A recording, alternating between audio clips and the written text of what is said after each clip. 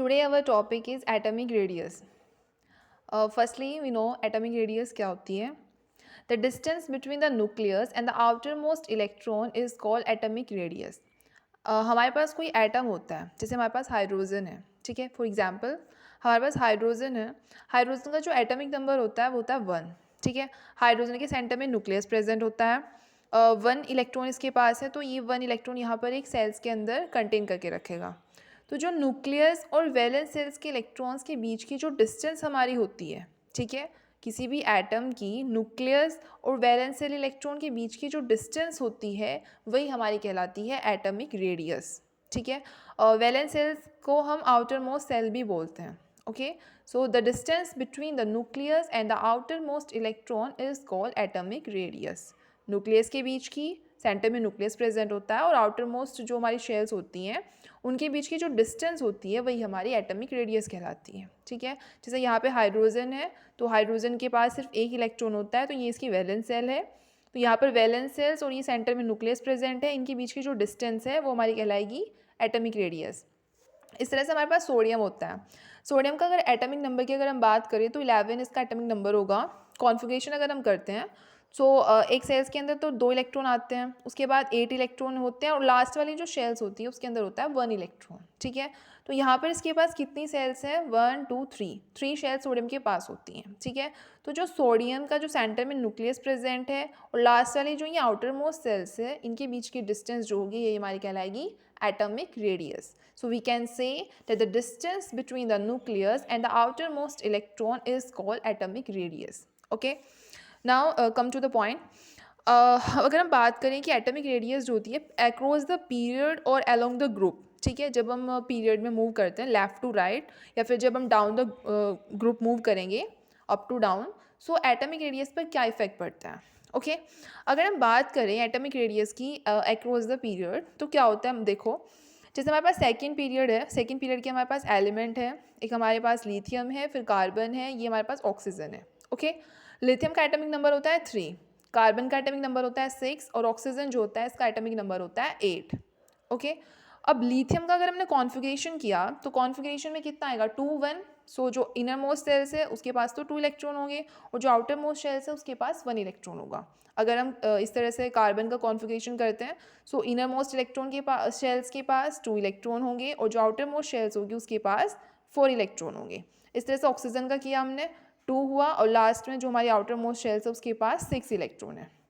सो एक चीज़ हम यहाँ पे नोटिस करेंगे कि जब भी हम अक्रॉस द पीरियड मूव करते हैं, ठीक है, लेफ़्ट टू राइट जब हम मूव करेंगे तो हमारे पास हम यहाँ पे एक चीज़ देख सकते हैं कि यहाँ पर जो नंबर ऑफ़ शेल्स हैं वो कांस्टेंट है. नंबर ऑफ़ शेल्स पर कोई भी इफेक्ट नहीं पड़ रहा. यहाँ पर भी 2 ही शेल्स थी, यहाँ पे भी 2 ही हैं और यहाँ पर भी 2 ही हैं. ओके, लेकिन अगर कुछ चीज़ चेंज हो रही है तो वो क्या हो रहा है, वैलेंस शेल्स के अंदर इलेक्ट्रॉन, यहाँ पर वैलेंस शेल्स के अंदर 1 इलेक्ट्रॉन था, यहाँ पर 4 है और यहाँ पर 6 होंगे, ठीक है. सो जब भी हम लेफ़्ट टू राइट मूव करते हैं तो फर्स्टली क्या होता है, फर्स्टली एटॉमिक नंबर इंक्रीज़ होता है, ठीक है. एटॉमिक नंबर इंक्रीज़ होगा, पहला एटॉमिक नंबर 3 था, फिर 6 था, फिर 8 था. ओके, हमें कुछ पॉइंट्स जो हैं वो मतलब माइंड में कंसंट्रेट करके रखना है उन चीज़ों पर कि जब हम लेफ़्ट टू राइट मूव करते हैं तो हमारा एटॉमिक नंबर इंक्रीज़ होता है, ठीक है. एटॉमिक नंबर इंक्रीज़ होने का मतलब है चार्ज बढ़ रहा है. ओके, यानी कि वैलेंस सेल्स के अंदर जो इलेक्ट्रॉन्स हैं उनके नंबर इंक्रीज़ हो रहे हैं. पहले 1 था, उसके बाद 4 हुए, उसके बाद 6 हुए, ठीक है. लेफ़्ट टू राइट मूव किया, एटॉमिक नंबर इंक्रीज़ हुआ. एटॉमिक नंबर इंक्रीज़ होने का मतलब है वैलेंस सेल्स के अंदर इलेक्ट्रॉन इंक्रीज़ होते चले गए. बट जो हमारे पास सेल्स हैं वो कांस्टेंट रहती है, शेल्स पर कोई भी इफेक्ट नहीं पड़ता. ओके, अब इस चीज़ से क्या होगा कि जब हमारे पास वैलेंस सेल्स के अंदर इलेक्ट्रॉन का इंक्रीजमेंट होगा, ठीक है, तो जो वैलेंस सेल्स है और जो सेंटर में न्यूक्लियस है उनके बीच में जो अट्रैक्शन होगा वो अट्रैक्शन बढ़ता चला जाएगा, ठीक है. जितने ज़्यादा इलेक्ट्रॉन वैलेंस सेल्स के अंदर होते हैं न्यूक्लियस के साथ उतना ही ज़्यादा अट्रैक्शन वहाँ पर इंक्रीज़ होता है. सो लेफ़्ट टू राइट मूव करने पर एटॉमिक नंबर इंक्रीज़ होता है जिस वजह से वैलेंस सेल्स के अंदर इलेक्ट्रॉन इंक्रीज़ होते हैं और वैलेंस सेल्स के अंदर इलेक्ट्रॉन इंक्रीज़ होने की वजह से जो फोर्स ऑफ अट्रैक्शन होगा न्यूक्लियस के बीच का और जो हमारे पास जो आउटर मोस्ट शेल्स होती है उसके बीच का वो बढ़ जाएगा. फोर्स ऑफ अट्रैक्शन इंक्रीज़ होने की वजह से जो एटॉमिक रेडियाई होगी उस पर क्या इफेक्ट पड़ेगा, वो डिक्रीज़ हो जाएगी ऑलरेडी, ठीक है. सो लेफ़्ट टू राइट मूव करने पर एटॉमिक नंबर बढ़ेगा, एटॉमिक नंबर इंक्रीज़ होने की वजह से जो फोर्स ऑफ अट्रैक्शन है वो इंक्रीज़ होगा, और फोर्स ऑफ अट्रैक्शन इंक्रीज़ होने की वजह से जो डिस्टेंस होगी सेंटर के न्यूक्लियस की और आउटर मोस्ट के इलेक्ट्रॉन के बीच की वो कम हो जाएगी, यानी कि एटॉमिक रेडियाई जो होगी वो कम हो जाएगी। तो across the period atomic radii हमेशा डिक्रीज़ होती है। Now we talk that what is the effect on the atomic radius down the group. ठीक है, down the group atomic radius पर क्या इफेक्ट पड़ेगा।